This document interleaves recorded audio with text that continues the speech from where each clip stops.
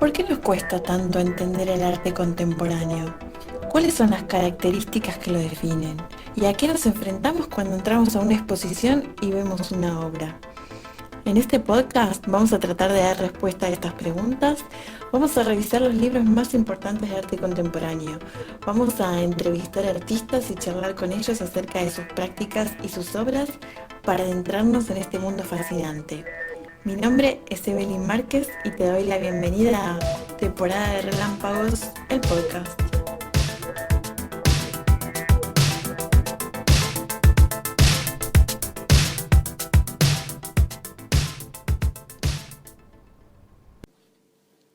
Hola a todos, bienvenidos a un nuevo episodio del podcast de Temporada de Relámpagos.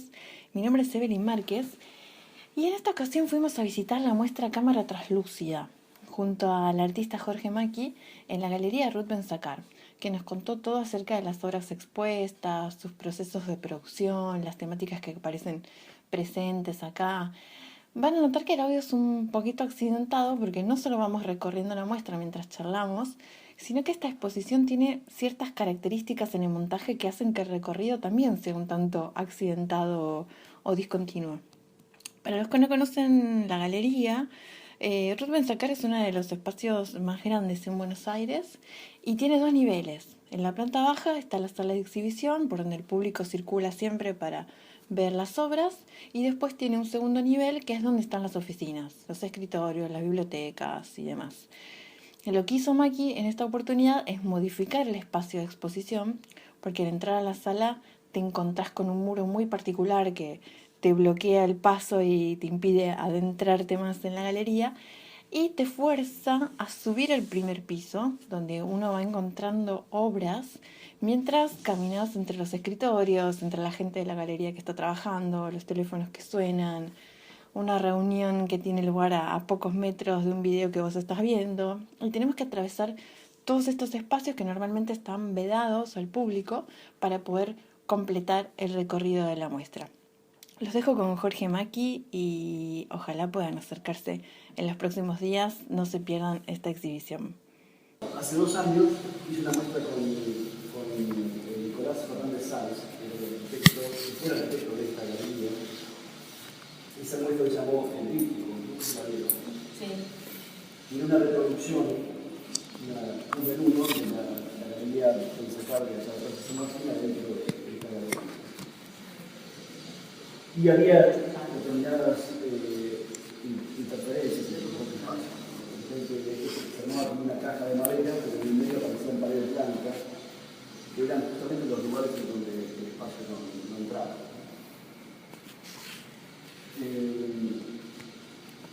Esa instalación realmente me gustó mucho. Me parecía que apuntaba que era un choque de espacio que al mismo tiempo un choque de tiempo.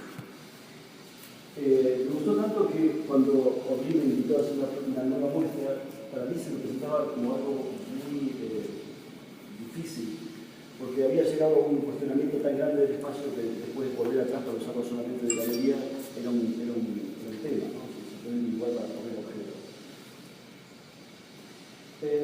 Entonces lo que hice fue cruzar una serie de pinturas que venía haciendo durante varios años y una instalación, digamos, que podría llamarse una prueba que hice el año pasado en la Galería Continua en Italia, en la que lo que hice fue tapar la entrada de un nicho con una cortina de ladrillo como esta. O sea que por un lado era una objeción del espacio y por otro lado el aire seguía circulando entre el interior y el exterior de ese lugar. Cuando empecé a pensar en este espacio, empecé a pensar en lo que le faltaba a esta pared de ladrillo. Lo que le faltaba a esta pared de ladrillo era justamente el mortero, el cemento. Entonces empecé a pensar, y esto es absolutamente una aplicación, en una pared que en principio cierra la galería, pero está entera, es decir, es una pared de ladrillo y de cemento, y que por una extraña reacción química se separan sus componentes, se separan, se rechazan, y arman dos paredes semitransparentes. En ese momento se arma un vacío en el medio, y ese vacío es inaccesible, además. Se puede ver a través, pero no se puede acceder. De hecho, este espacio va a quedar así durante más de un mes, sin que nadie pueda entrar para limpiarlo, ¿no? Y entonces, las dos paredes empiezan a funcionar como filtros. Es decir, por un lado delimitan el espacio inaccesible, el vacío, y por otro lado hacen un doble filtro. Y a través de este doble filtro se llega a ver algo en el fondo, que no sé bien qué es, que es una pintura que está en un espacio al que hay que acceder, hay que buscar el camino para ese otro espacio. Entonces, lo que me parece interesante de esta instalación es el hecho de que arma un espacio vacío en la entrada de la galería que funciona como filtro visual, pero al mismo tiempo funciona como un obstáculo para el tránsito por la galería. Entonces, ¿cuál es el único camino que queda para seguir visitando la galería? Es un camino que en general está vedado para el espectador, que es esa escalera. En general hay un cartel ahí que dice que no se puede subir la escalera, entonces decimos que puede sacarlo. Entonces la gente se tiene que dirigir por este acceso. Bueno, uno hasta esta altura no sabe que van a encontrar con las oficinas. Es más, si alguien no conoce la galería, uno puede pensar que bueno, sí, que es parte del espacio de la galería, ¿no? Es decir, no es hasta llegar al piso de arriba que uno entiende que está en la parte privada de la galería. Entonces, en este lugar puse esta obra que se llama Portal. Es una escultura mínima, que es un cierre que se para simplemente por sí mismo, y que me gusta verlo como una escultura. Es decir, es un objeto muy pequeño, muy fino, que ocupa un lugar en el espacio, pero me parece que tan importante como el lugar que ocupa en el espacio es el espacio que sugiere, ¿no? En la medida en que uno, si pudiera abrir ese cierre, estaría en otra dimensión, quizás, ¿no? Pero quizás lo más interesante por ahora es entrar en este ámbito, que es el ámbito el ámbito como íntimo de la galería, donde están los escritorios, donde están los libros, donde está la documentación.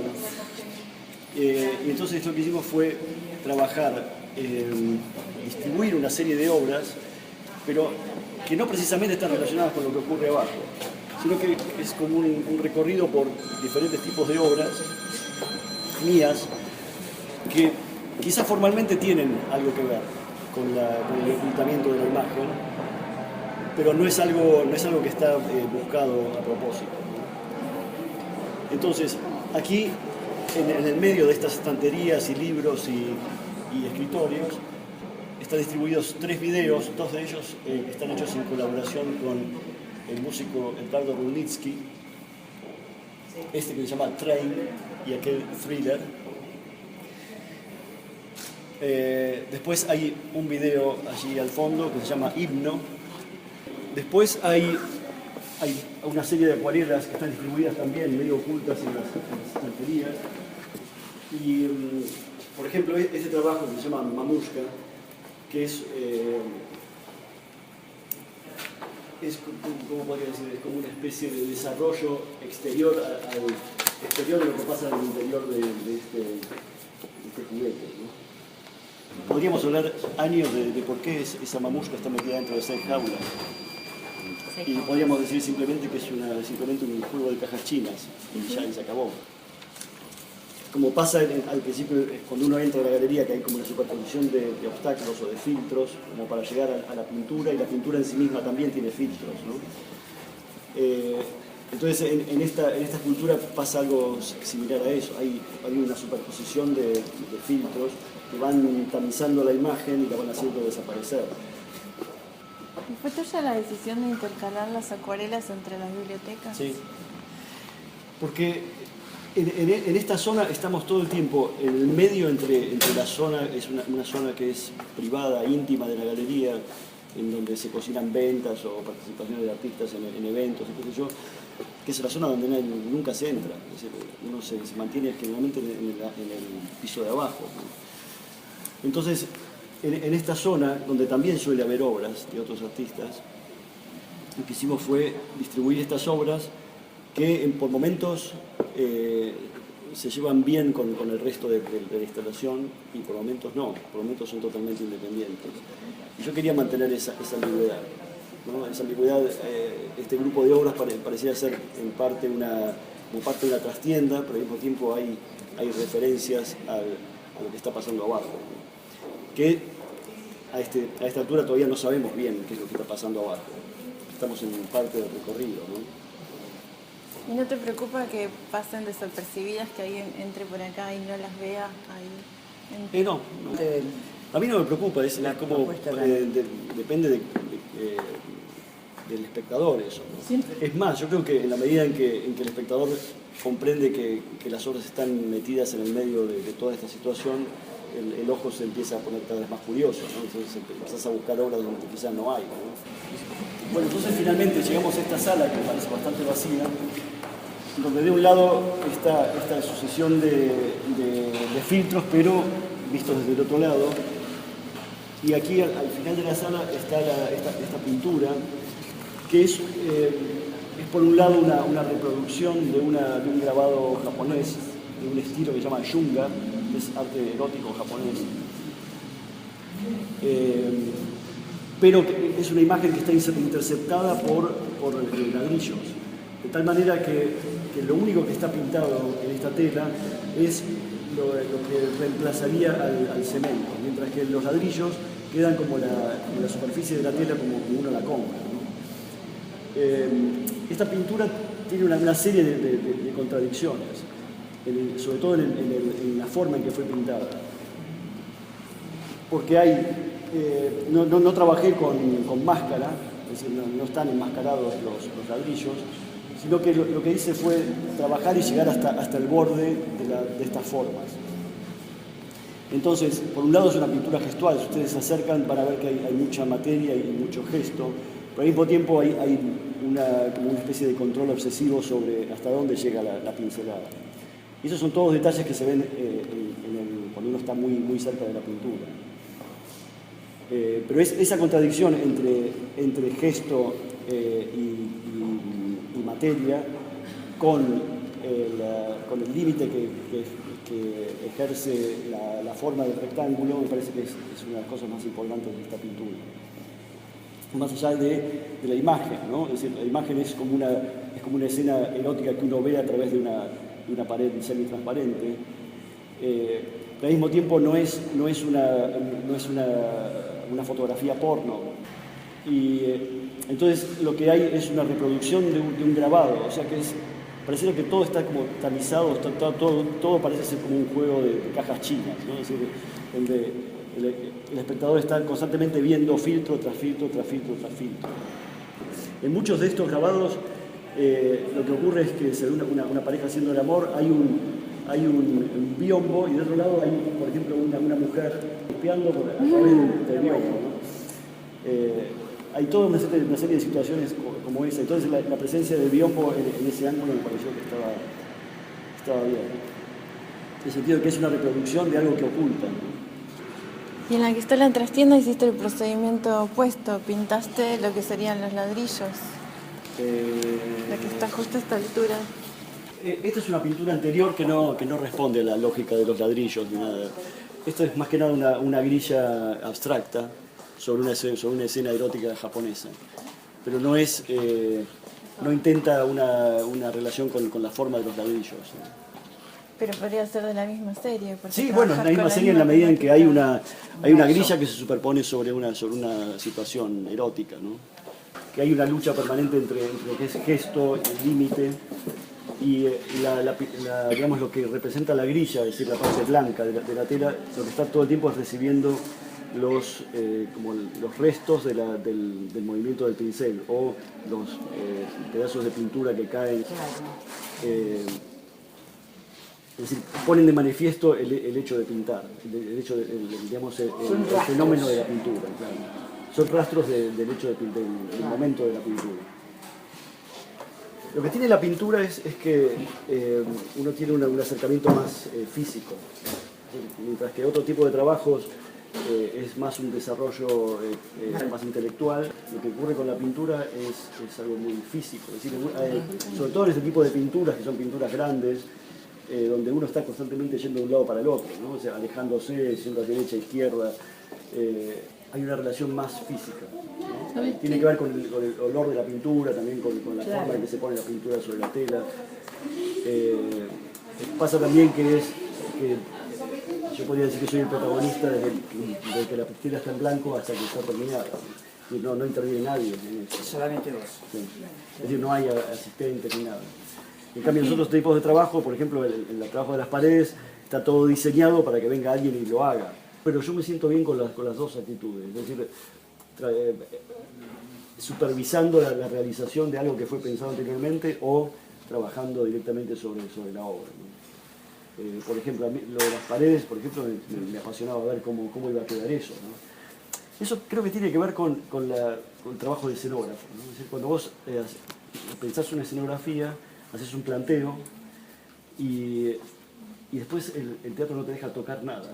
Vos querés correr una mesa y te dicen, no toques nada porque esto tienen que venir los asistentes a correrlo. 10 centímetros, por ejemplo. Es una cosa que te vuelve loco, porque decís, no puedes tocar nada.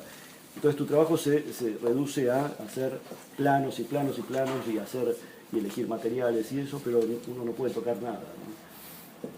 Es un caso extremo, porque acá yo participé de la construcción de esto, pero cuando empecé a pintar, esto fue en el año 2010, 2011, en ese momento necesitaba una relación más estrecha con el trabajo. Entonces la pintura realmente era meter las manos en la masa, ¿no? Ensuciarte las manos, sentir el dolor de la trementina, de la guarraz. Había algo muy físico. Y no me cuestioné mucho si eso era coherente o no era coherente con mi trabajo.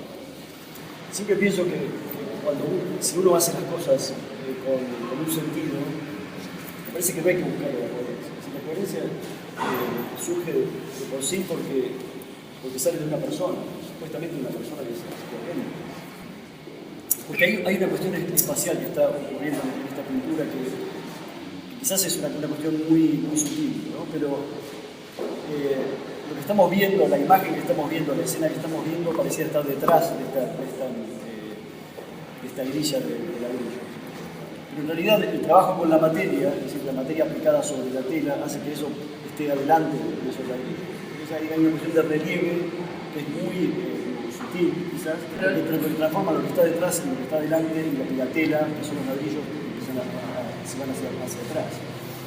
Entonces esta cuestión que quizás es demasiado sutil, casi invisible, para mí es muy interesante por cómo se relaciona con estos dos filtros.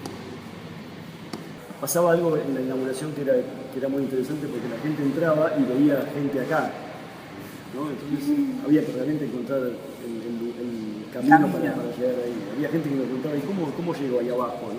Porque es una escalera que está bastante oculta. Me parecía muy difícil hacer dialogar estas dos obras con otra obra más. Incluso hay algunas obras pequeñas con estos mismos ladrillos, que son óleos sobre papel, y que yo las veo como variaciones de un tema, ¿no? Es muy difícil de hacer convivir esta obra con esas obras pequeñas, por ejemplo, en esta sala, a pesar de que tienen quizás el mismo concepto, ¿no? En la medida en que está sola, hay que concentrar la atención en una sola cosa y darse vuelta y fijarse y ver de nuevo lo que uno había visto, pero desde el otro lado. Entonces me parece que el espacio a pesar de que parece bastante vacío, es necesario, ¿no? También me parece que hay algo que tiene que ver con el vacío de esta muestra, ¿no? Porque esas dos paredes se abrieron, ¿no? Se separaron en sus componentes y determinaron un espacio vacío que funciona como una especie de obstáculo para el tránsito, aunque y también un obstáculo para la visión. Entonces, si yo pusiera más obras, o quizás si hubiera traído las obras que están arriba y las hubiera puesto acá, hubiera sido confuso. Cuando decías eso de que después de ver la muestra la veías de otra forma, yo tenía esa sensación, después de haber estado en este espacio y volver allá, cuando estaba la gente en la inauguración, que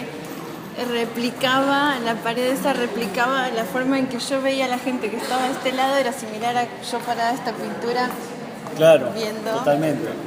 una fracción de la imagen. Totalmente, porque además los ladrillos tienen exactamente el tamaño del ladrillo, es real. ¿No trabajaste con curador en esta muestra? No, pues ya tenía todo armado. Porque en sí la llamé a Laura porque ya había trabajado con ella el año pasado para la muestra de Italia. ¿Leíste alguna vez el libro de Genshi? ¿Genshi? Sí. Es el libro popular más famoso de Japón, así como si fuera el Martín Fierro. ¿Ah, sí? ¿Genshi se llama? La novela del Genshi se llama. La escribió una mujer que trabajaba para una emperatriz, creo que en el siglo X, XI. Es la primera novela de la historia de la literatura. ¿En serio?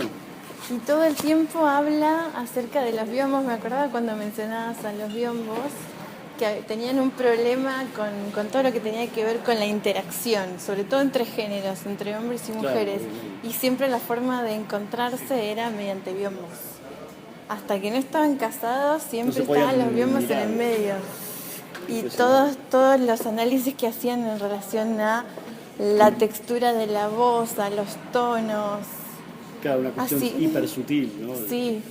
Si ella llegaba a asomar un dedito, cualquier parte era todo un acontecimiento. Inclusive entre hermanos. Claro. Eso mencionaba. ¿De qué época son los grabados en los que te basás para...? Del siglo XVII al XIX, es un estilo que se prolongó mucho tiempo. Y hasta acá llegamos, no vamos a spoilear ni una palabra más, así que queda abierta la invitación a que recorran la exhibición por su cuenta. Está hasta el 14 de septiembre en Benzacar, ubicada en el barrio de Villa Crespo, Buenos Aires. Bueno, espero que les haya interesado y que les haya dado ganas de ir. Mi nombre es Evelyn Márquez, nos encontramos en un próximo episodio de Temporada de Relámpagos. Como saben, pueden encontrar nuestro podcast a través de nuestra web temporadarelámpagos.com, en Spotify, en YouTube, en iTunes, en iVoox. Estamos en todas las plataformas de podcast, así que suscríbanse, así no se pierden ningún episodio y compártanlos con sus amigos. Les mandamos un beso grande y nos encontramos en un próximo episodio. Muchas gracias.